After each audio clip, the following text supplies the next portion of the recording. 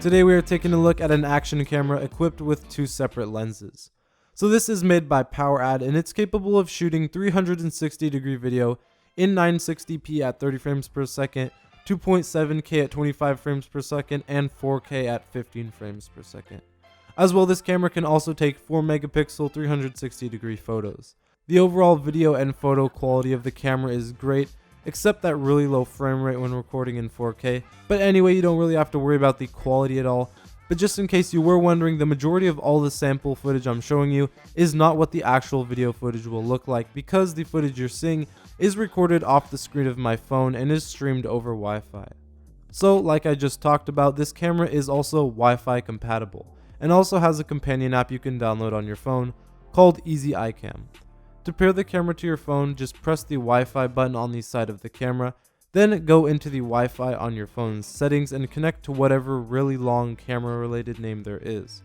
Then go into the downloaded app and it should just pop up with the camera you're using, and then you can just click connect and you're good to go. So when you're in the app, you can change the resolution you're recording in, start taking videos and photos, and change the mode you're in, which is really cool. The modes include a panorama one, which literally makes everything in the 360-degree field around you into this one flat video, which can end up looking pretty funny if you're too close to the stuff that you're filming. Then there's also the ring mode, which lets you look at one part of the 360-degree video and then swipe left or right to see more. Then there's the sphere mode, which basically makes you feel like you're actually standing where the camera is, so you can look every which way by physically moving around.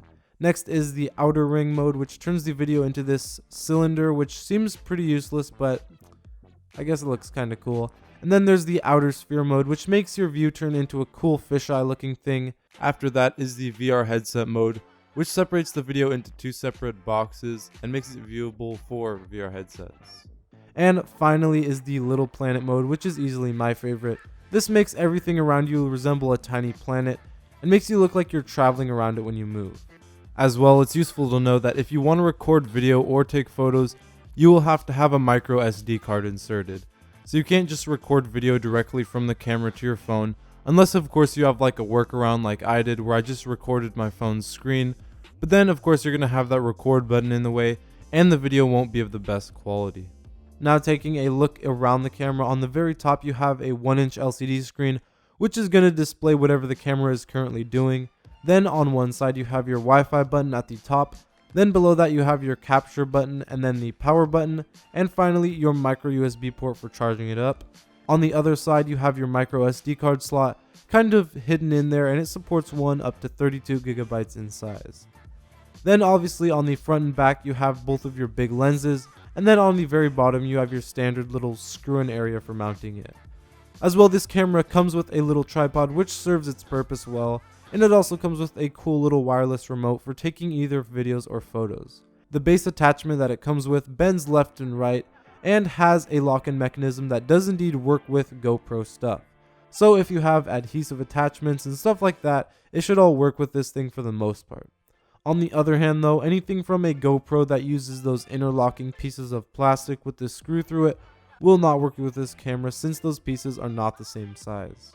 So the battery inside is 1200 milliamps, which lasts for a good 60 minutes. As well, the camera itself seems to be pretty durable. Now there was this one time when this thing would just not want to hold a charge for more than 5 seconds, even after trying to charge it for a whole day. And basically I just left it alone, came back like a day later, and it started working again, so I just thought I'd mention that.